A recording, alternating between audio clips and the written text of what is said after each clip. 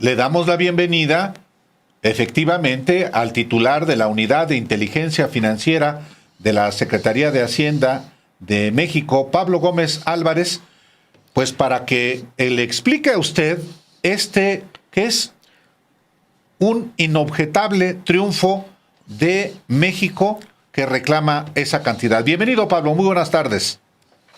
Buenas tardes, mucho gusto en estar en la frecuencia de ustedes. Muchísimas gracias. El primer punto que fue pues la proeza básica fue lograr que una corte de Florida admitiera abrir un juicio, porque hubo frente a eso una apelación y la apelación se venció. O sea, fue vencida la defensa de los demandados. La segunda cuestión fue, pues ya abriendo el proceso, que el gobierno de México presentara los contratos, fuera señalando exactamente cómo fueron las cosas ante una corte extranjera, pero de un estado de la Unión Americana en donde residían los demandados. Es decir, García Luna, su esposa y los que operaron las empresas mediante las cuales se armó la trama corrupta de García Luna. Entonces, ¿qué fue lo que ocurrió? O lo que había ocurrido para llegar hasta ahí. Cuando vino el cambio de gobierno,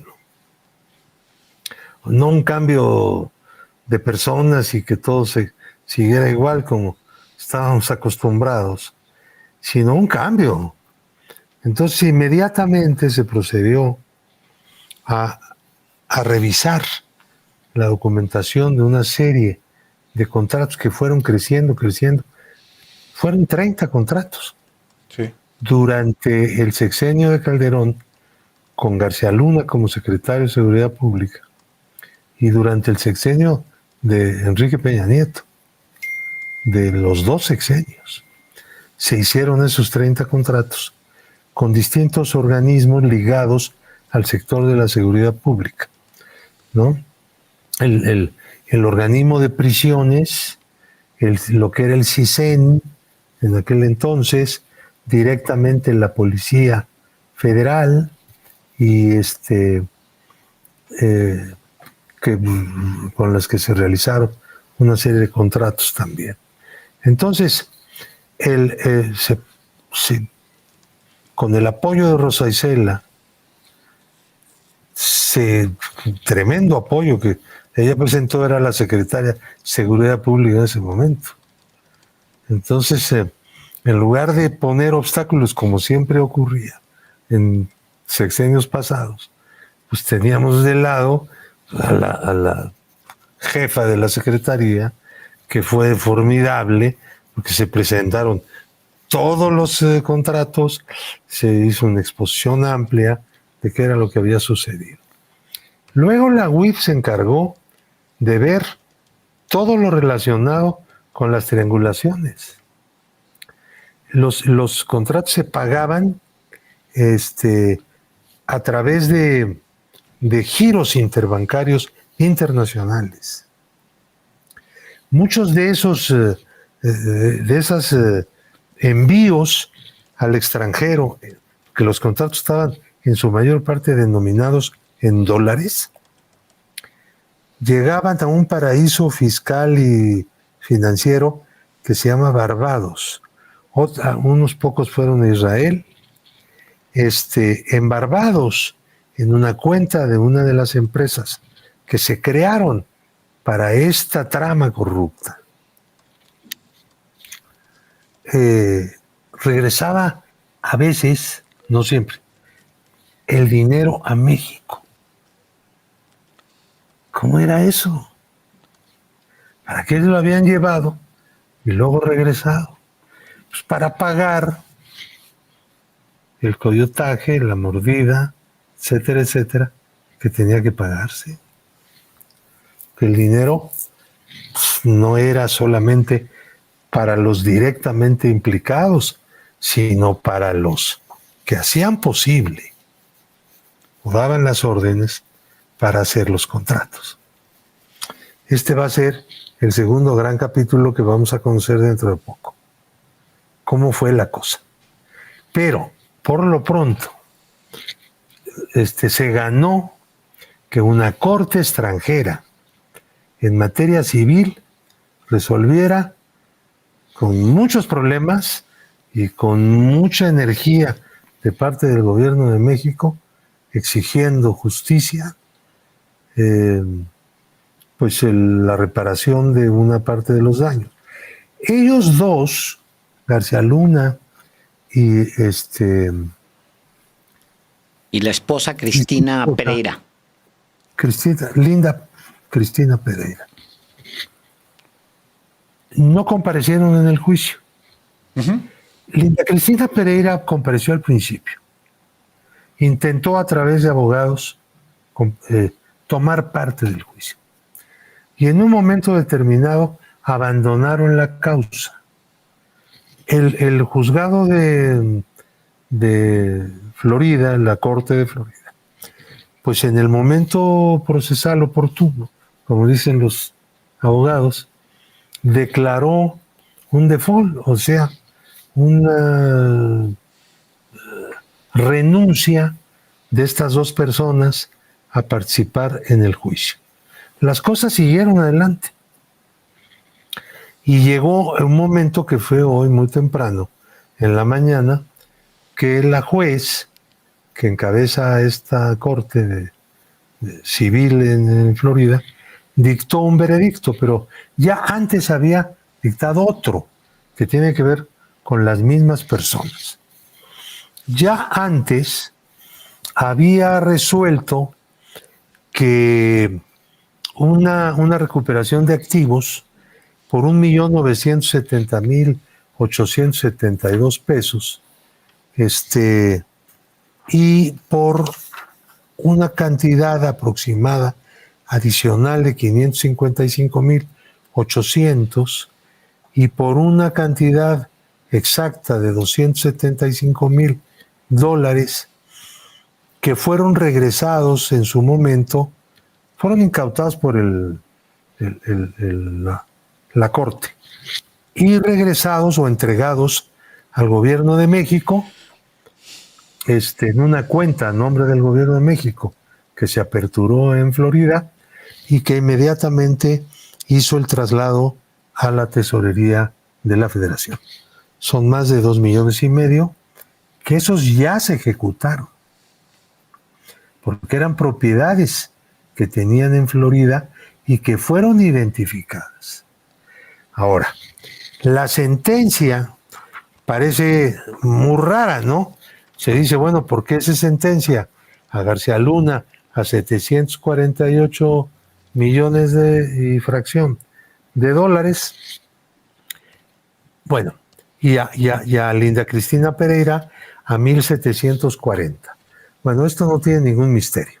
Se los explico rápidamente para que no especulen en un país de deporte especulativo cotidiano. La cosa es tan sencilla como lo siguiente. Genaro García Luna fue demandado por el gobierno de México con la documentación que se tenía en el momento de la demanda. En el momento de la demanda, la cantidad no era la que se conocía cuando fue demandada Linda Cristina Pereira, su esposa, que es una cantidad mayor que constituye ya los 635 millones que fueron pagados. Ahora, ¿cuál es la cuestión aquí? Que la Corte de Florida dice, bueno, Genaro García Luna fue demandado por esta cantidad. La sentencia es la obligación de pago del triple. Linda Cristina Pereira fue demandada por esta cantidad. La obligación de pago es el triple. Ahora, las cantidades de que estamos hablando de la demanda contra García Luna y contra Pereira son de lo mismo, no son cantidades distintas, no son fraudes diferentes, son sumas de lo mismo. Lo que pasa es que en el procedimiento civil se acusa a cada quien por la misma cantidad de los contratos. Entonces no se suman, Pablo. Finalmente contratado. No sumes. Muchos periódicos están sumando y están diciendo que son 2.400 millones de dólares. No. Entonces. Y además es el triple. A ver, ese es importante. La cifra es importante porque yo ya me estaba repartiendo ese dinero con Álvaro hace 10 minutos. Dice, lo que se está publicando es esto. De acuerdo con el fallo, García Luna debe restituir 748 millones de dólares, mientras que su esposa debe pagar 1.740 millones de dólares. Esa es la sentencia. Es correcto, esa es la sentencia. Estoy explicando de dónde salen esas cantidades. ¿Esas sí se suman o no? No. No se suman. No se pueden sumar. El comunicado o la nota que dio la Wifoy no suma en absoluto. Está dando simplemente el detalle de qué fue lo que la jueza resolvió. ¿Y por qué lo resolvió? De lo que fue demandado García Luna, el triple son 748. Ese dinero es el mismo dinero de lo que fue demandada Linda Cristina Pereira. No son dineros distintos, no son operaciones distintas, son los mismos contratos hechos por ambos. Bueno, promovidos por ambos. Los contratos los hacía una empresa X, que se había constituido en Panamá. ¿Me entienden? Porque todos estos eran puras triangulaciones para lavar dinero. Perdón. 2.740 es la cantidad por la cual fue demandada Pereira. ¿Por qué fue demandada por una cantidad mayor? Porque en el momento de la demanda no fue el mismo.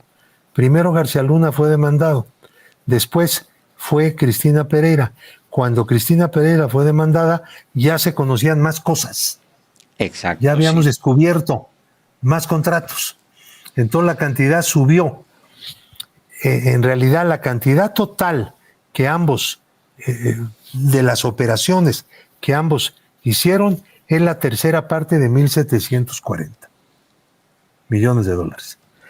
Sáquenle tercera y esa es la cantidad que, como está dicho aquí, que está implicada en los contratos y que llegó a la 625 millones de pesos. Pagó el gobierno de México en la trama corrupta de García Luna. Entonces, de regreso me voy al comunicado. Dice el comunicado que Genaro García Luna, leo literal, deberá cubrir por concepto de reclamo del demandante, el gobierno de México, la cantidad de 748 millones y pico. 829 mil y tal dólares norteamericanos. Sí. Linda Cristina Pereira, por concepto de reclamo del demandante, el gobierno de México, deberá cubrir el monto de 1.740 millones de dólares norteamericanos. De acuerdo con la ley de Florida, la sentencia equivale a 3 veces la cantidad de dinero por la que el gobierno de México los demandó originalmente. Es decir, sí, es la que se va a tomar es la mayor entonces, Pablo, si son las mismas causas. No, son Y- sentencias distintas para cada cual. García Luna tiene un adeudo con el gobierno de México de 748. Ajá. Ya pagó una parte, 2,5 millones. Luego vemos eso. Linda Cristina Pereira, de 1,740. Así es la ley. ¿Sí es la ley? Entonces sí suman. No. Bueno, suman. A ver, no pueden sumar si corresponden a adeudos de distintas personas. Bueno, es Cada correcto, quien sí. cada quien tiene Su carga. su carga. Punto. Eso es la verdad. Ahora, Entonces, lo pero correcto el dinero es... sobre el cual se está calculando esas cantidades es la misma masa defraudada, la misma masa de los contratos. Lo que pasa es que, como digo, García Luna fue demandado antes y la cantidad que se conocía era menor. Y Pereira fue demandada después, la cantidad que se conocía ya era todo. Pero ambos fueron demandados por la totalidad del dinero de la trama corrupta, cada uno por su lado. Y la sentencia, como no comparecen ante el juicio, se entiende que admiten la demanda.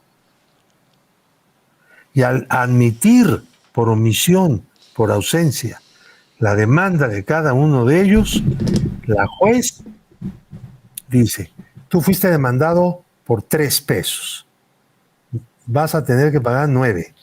Tú por 5 pesos, vas a tener que pagar 15. Esa es la ley de Florida. Excepto cuando vas al juicio, ahí ya no te aplican el triple. Ahí ya te van a aplicar lo que te tengan que aplicar. ¿Por qué Pablo Gómez? ¿Por qué ellos toman la determinación de decir por default, pierdo por default? Porque es una decisión. ¿Por qué Bueno, lo hacen? Pregúntaselo a ellos. No tengo la menor idea. No sabemos. No sé no. cómo vamos a saber. O que ellos, bueno, no sé, pudieron haber hecho algún planteamiento, digamos, en su última comparecencia, haber dicho, el gobierno de México, esto y esto, entonces... Al principio Pereira estuvo en el proceso y lo abandonó. Ahora, nosotros localizamos bienes por más de 2,5 millones de dólares. Esos los presentamos en el juzgado los aseguró y en un momento dado lo entregó al gobierno de México. Eso es una cosa que ya está entregada al gobierno de México. Alrededor de 2,5 millones. Una primera entrega de 1,900,000, una propiedad que no se ha vendido, pero que es propiedad ya en este momento, está bajo administración del gobierno de México en Florida, por 555,800, y una hipoteca que se otorgó a un tercero, pero de un inmueble que había sido adquirido con dineros de estos por 275,000. Si mañana encontramos 3 pesos de García Luna o 5 pesos de Pereira, podemos demandar que inmediatamente sea incautado y entregado al gobierno de México. Todo lo que tenga, incluso a través de testaferros, de propiedades simuladas, ¿entienden? Entonces, eso es lo importante. Ahora, ¿cuánto tienen que no hemos podido localizar hasta este momento en los Estados Unidos? No lo sabemos, pero pues, como ellos querían ser norteamericanos, andaban en esas gestiones, ¿no? De todas maneras, no los hubiera salvado la nacionalidad estadounidense. Hubiera sido igual. Ahora, Pablo, permíteme preguntarte lo siguiente. Ya está firme esta sentencia de la jueza de Florida. ¿Cómo? A lo mejor es muy elemental mi pregunta, pero ¿cómo van a pagar ella 1.740 millones de dólares y él 748, que son la tercera parte? Bueno, son tres partes de los 625 millones que esquilmó a México. Pues evidentemente que no lo pagarán, pero ese no es el sentido de la sentencia. Una sentencia de esta naturaleza no es pensando que tú tienes el dinero. No se sabe cuánto tienes. Uh-huh. El juzgado no sabe. La juez que dicta la sentencia no lo sabe. Entonces, por eso, como no compareciste y no te defendiste, entonces se piensa que teniendo tú todos esos dineros, usándolos puedes reproducirlos.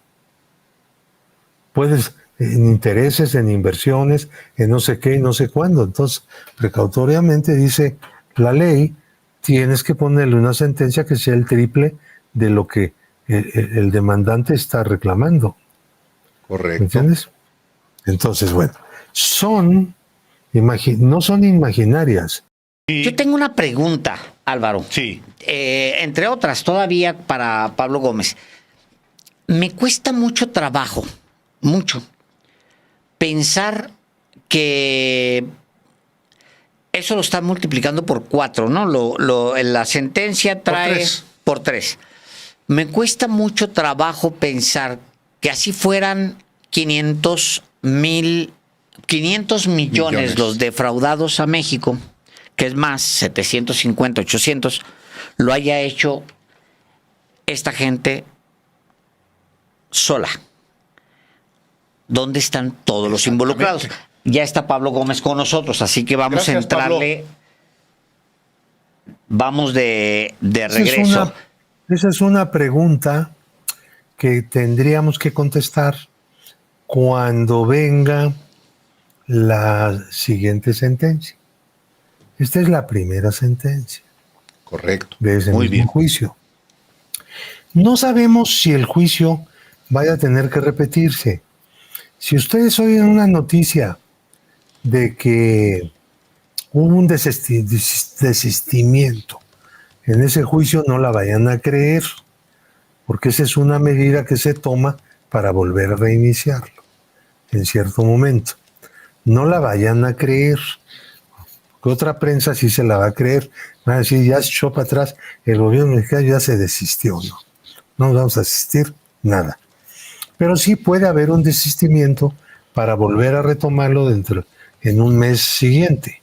Es un mecanismo ahí técnico judicial que se estila mucho en los Estados Unidos, en los procesos civiles.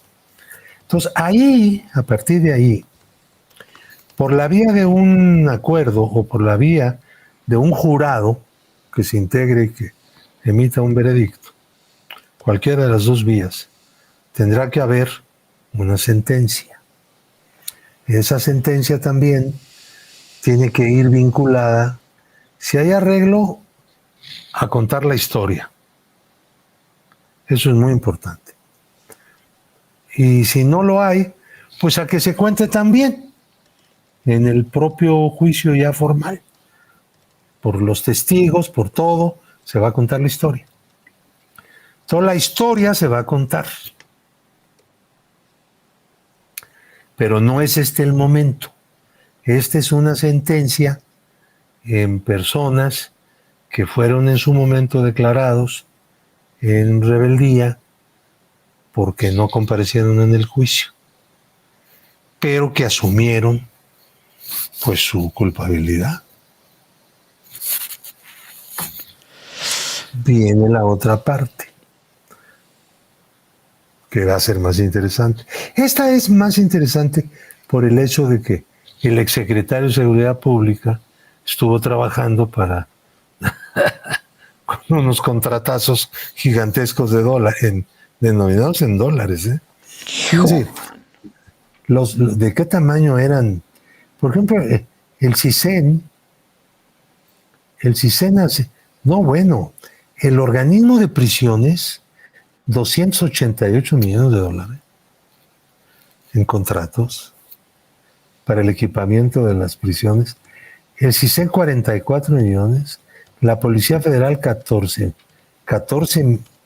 millones y medio, y el CISEN, aparte del que acabo de mencionar, hizo un contrato de 208 millones de dólares, y la Policía Federal otro más de 69 millones. Hubo 2 contratos, eran pequeños, en pesos mexicanos, nada más 2. Ahora, estos no son contratos individuales, son conjuntos de contratos. Total, bueno, en 2 sexenios.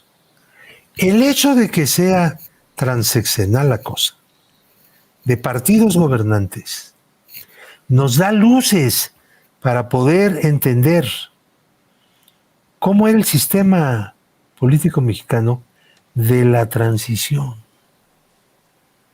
La transición era, pues, más de lo mismo.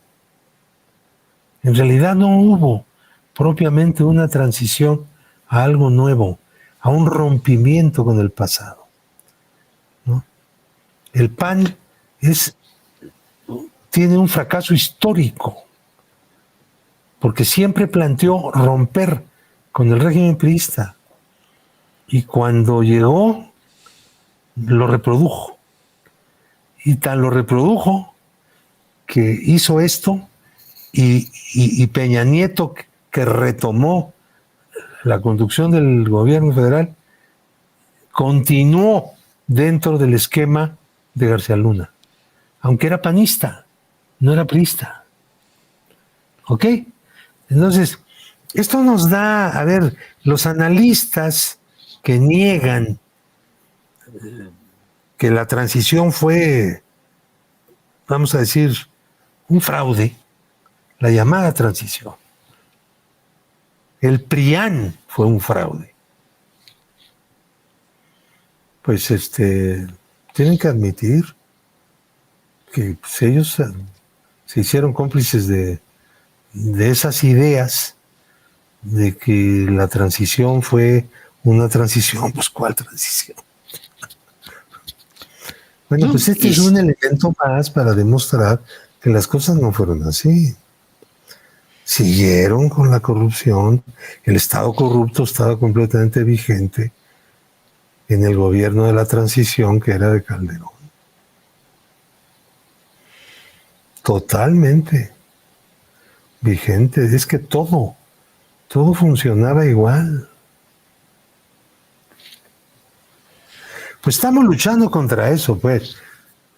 Y está costando un trabajo muy grande, porque francamente es muy profundo los mecanismos de la corrupción. Pablo, Y el gobierno tiene que hacer todos los días un esfuerzo para ir a contracorriente.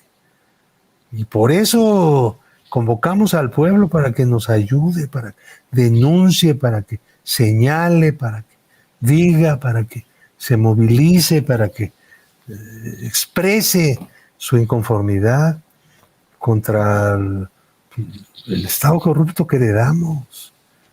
Eso viene de los años 50, del alemanismo, con la creación de un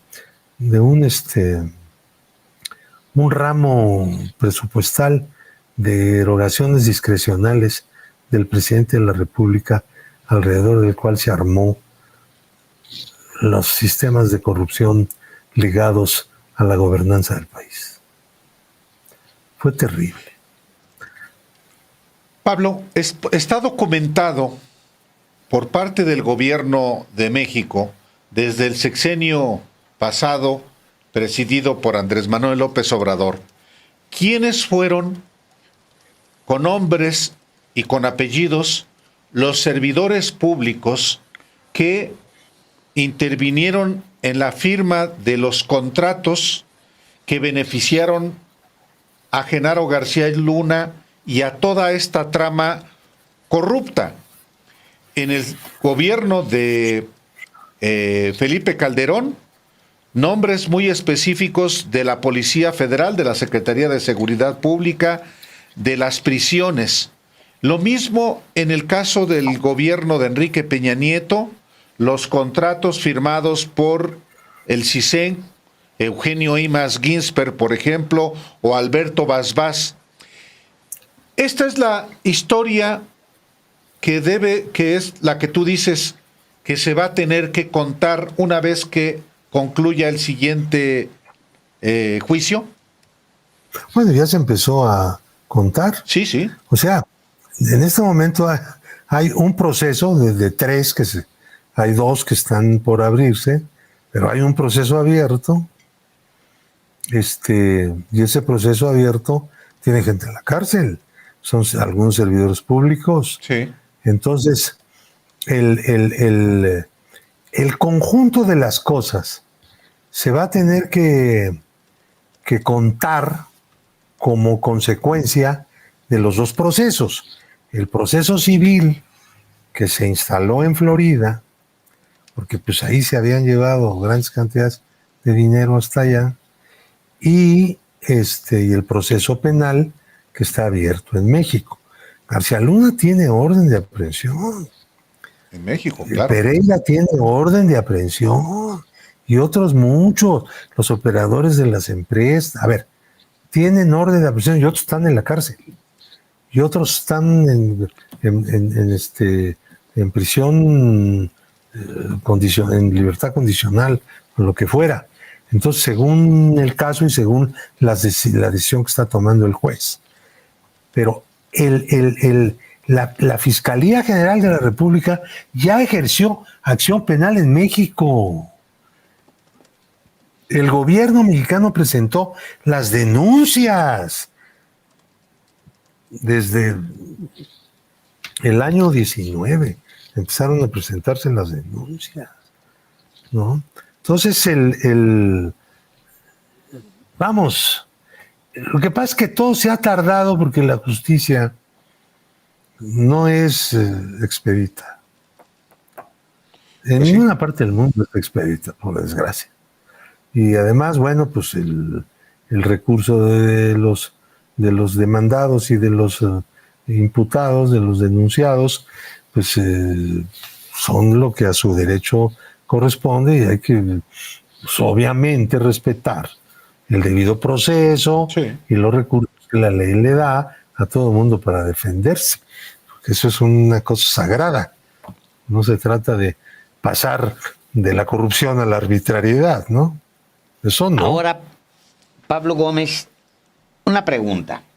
¿Hay un antecedente de que el gobierno de México haya ganado semejante cantidad en un juicio en el extranjero a un exfuncionario de primer nivel señalado, enjuiciado por corrupción? No tengo información sobre eso. Ninguna. No puedo decir que no, porque mi conocimiento pues no es tan, no sé, el siglo XIX, no sé en qué momento del XX, pero que yo no tengo conocimiento de que una cosa como esta, de un exsecretario de Estado. Sí, sí. Mira, una cosa semejante a un fraude fueron los tanques de Pemex. Es una operación que se hizo en el extranjero, $40 millones, dos tanques comprados por Pemex. Díaz Serrano dijo que iban a ser comprados con financiamiento, no era cierto, pagó en efectivo. Las facturas originales expedidas por la armadora, eran 40 millones de dólares menos de lo que el gobierno pagó, ¿no? Fue una empresa liberiana que se hizo para eso nada más. Recibió el dinero, se desapareció el gerente y no se supo qué pasó con los recursos de la demasía. Los barcos fueron entregados, pero 40 millones de dólares más caros.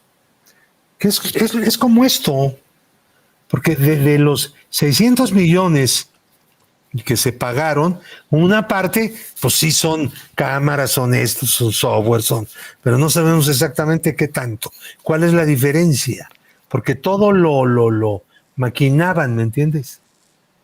Entonces, claro, las cifras se van a la estratosfera, pero lo importante no son las cifras. Lo importante son el descubrimiento de tramas corruptas. Pero en el caso de Pemex, de los tanques, de Serrano, ¿cómo se llamaba? Jorge Díaz Serrano. Díaz Serrano, él siempre negó todo, digo, yo no fui, yo no me quedé con el dinero. ¿Quién se quedó con el dinero? Pues dicen las malas lenguas que una pariente del que era entonces presidente, que era López Portillo. Miguel de la Madrid. Perdón, José López Portillo. El presidente José era López Portillo. Sí, cuando claro. Miguel de la Madrid fue el que encarceló a Díaz Serrano. Díaz Serrano.